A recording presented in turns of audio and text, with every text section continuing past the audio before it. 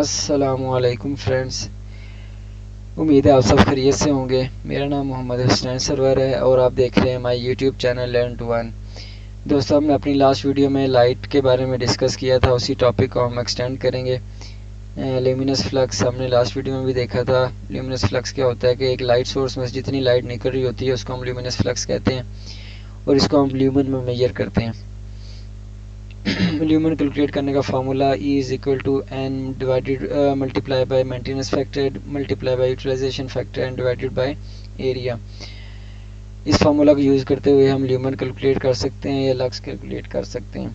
इसी का हम फार्मूला को हम रीअरेंज करें तो हमारे पास नंबर ऑफ फिक्सचर्स जो हैं वो इज इक्वल टू होते हैं जी E मल्टीप्लाई बाय ए, मतलब कि lux multiply by area divided by maintenance factor utilization factor and lumens. जितना कुछ लाइट सोर्स ल्यूमन्स प्रोड्यूस कर रहा है वो यहाँ पे उसकी वैल्यू आ जाएगी, यूटिलाइजेशन फैक्टर की, मेंटेनेंस फैक्टर की और एरिया और साथ लक्स लेवल। ठीक है जी, इस फार्मूला को यूज़ करते हुए हम ल्यूमन कैलकुलेट कर सकते हैं और नंबर ऑफ फिक्सचर्स निकाल सकते हैं। सबसे पहले देखते हैं कि जी यूटिलाइजेशन फैक्टर क्या होता है। जी यूटिलाइजेशन फैक्टर क्या है कि जी जो हमारे पास वर्किंग प्लेन के ऊपर लाइट पड़ रही है और जो लाइट किसी लाइट सोर्स से निकल रही है, इन दोनों की जो रेशियो है वो हमारे पास यूटिलाइजेशन फैक्टर है। यूटिलाइजेशन फैक्टर एक्चुअली फिजिकली किस तरह हम देखते हैं कि जी लॉस ऑफ लाइट होती है। लॉस ऑफ लाइट दो तीन वजह से हो सकती है। एक तो उसकी रिफ्लेक्टेंस जो है सरफेसेस की, जो हमारे पास वॉल्स हैं या जो छत है या फ्लोर है, उसकी जो रिफ्लेक्टेंस है उस चीज़ पे बहुत ज़्यादा मैटर कर रही होती है।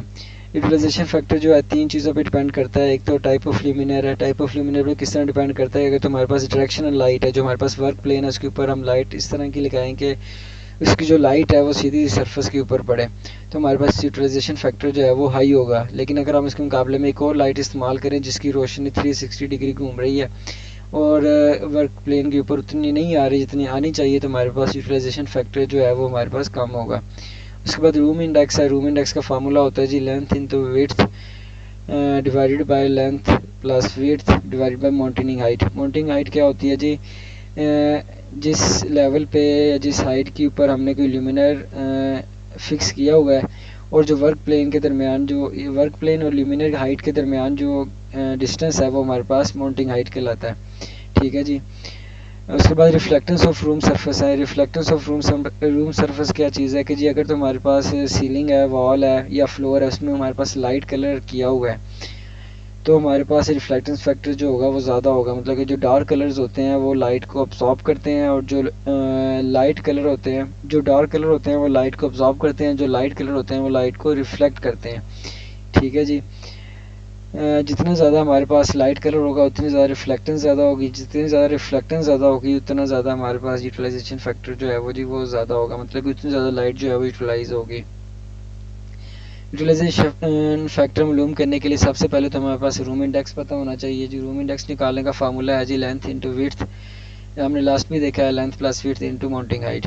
ठीक है, इस फार्मूला को यूज़ करते हुए हमारे पास रूम इंडेक्स निकल आएगा। उसके बाद हम रिफ्लेक्टेंस देखेंगे डिफरेंट जोन्स की। तीन जोन्स होते हैं हमारे पास, एक हमारे पास सीलिंग होती है, वॉल्स होती है और फ्लोर होता है। ठीक है जी। जो सीलिंग के केस में मैक्सिमम जो वैल्यू हम लेते हैं वो 80% लेते हैं या 0.8 लेते हैं। फ्लोर के केस में सॉरी वॉल के केस में 0.5 लेते हैं या 50% लेते हैं।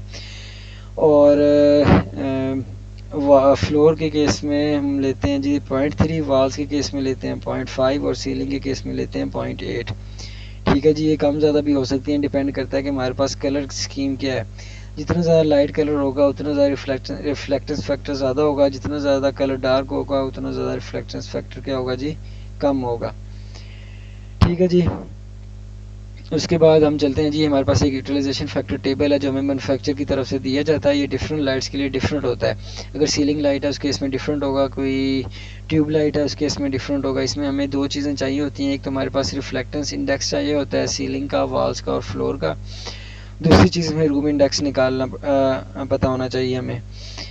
लेट्स सपोज हमारे पास जो सीलिंग का रिफ्लेक्टेंस है वो 70% है, वॉल की 50% है, फ्लोर की 20% है। हमारे पास रूम इंडेक्स है 1.25, तो हमारे पास इस टेबल के अकॉर्डिंग 0.47 हमारे पास क्या निकलेगा जी, यूटिलाइजेशन फैक्टर आ जाएगा। इस तरह हम ये रूम इंडेक्स और ये रिफ्लेक्टेंस सरफेसेस को इस्तेमाल करते हुए, इस टेबल को इस्तेमाल करते हुए हम यूटिलाइजेशन फैक्टर जो है वो काउंट कर सकते हैं।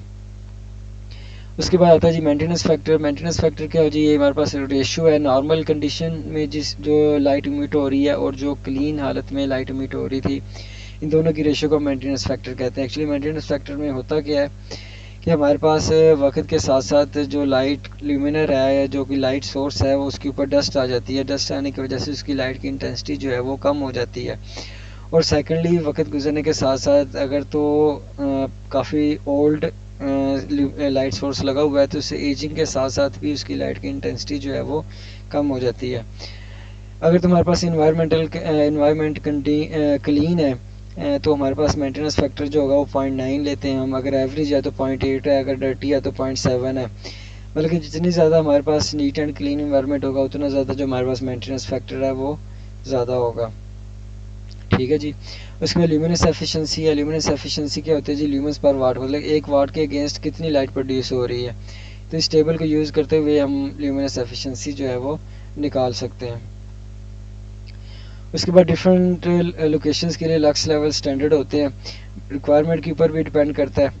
ठीक है, जितनी ज़्यादा रिक्वायरमेंट हमारे पास ज़्यादा होगी लाइट की, उतना ज़्यादा हमें लक्स लेवल चाहिए होगा। जैसे कि हॉस्पिटल का कोई ऑपरेशन थिएटर है, वहाँ पे हमें 1000 लक्स लेवल चाहिए।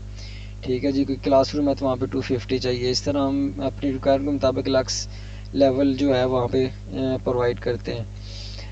उसके बाद कैलकुलेट नंबर ऑफ फिक्सचर्स है जी। इस फार्मूला को यूज़ करते हुए हमने लास्ट फार्मूला भी पहले भी देखा है ये स्टार्ट में, तो हमारे पास इस फार्मूला को यूज़ करते हुए हम नंबर ऑफ फिक्सचर्स जो है वो निकाल सकते हैं।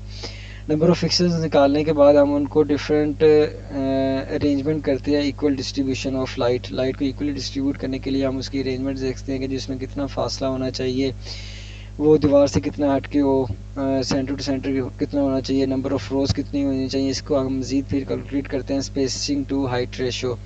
स्पेसिंग टू हाइट रेशो एक रेशो है centre to centre distance between two lights to mounting height.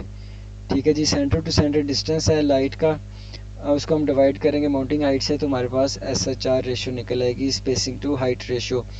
1.5 ratio 1 ratio का क्या मतलब है कि अगर हमारे पास माउंटिंग हाइट 1 मीटर है तो हमारे पास जो स्पेस है बिटवीन टू लाइट्स वो 1.5 मीटर होगी। 2:1 का क्या मतलब है जी, अगर हमारे पास 1 मीटर हाइट है और तो फिर हमारे पास जो स्पेसिंग होगी वो 2 मीटर होगी। इस तरह ये फार्मूलाज यूज़ करते हुए हम जो है डिफरेंट इसके पैरामीटर्स जो है वो निकाल सकते हैं। Number of rows, number of lights in each row, number of lights in each row. ये एक मतलब एक ही चीज़ है, उसके दो फार्मूलाज हैं। एक्सियल स्पेसिंग, ट्रांसफर स्पेसिंग, ये फार्मूलाज यूज़ करते हुए हम जो है मज़ीद उसको देख सकते हैं कि जी हमारी लाइट जो है वो किस तरह डिस्ट्रीब्यूट होगी। उम्मीद है जी आपके लिए ये वीडियो थोड़ी सी आपके हिसाब से इंफॉर्मेटिव रही होगी। मुझे इजाज़त दीजिए। अल्लाह हाफिज़।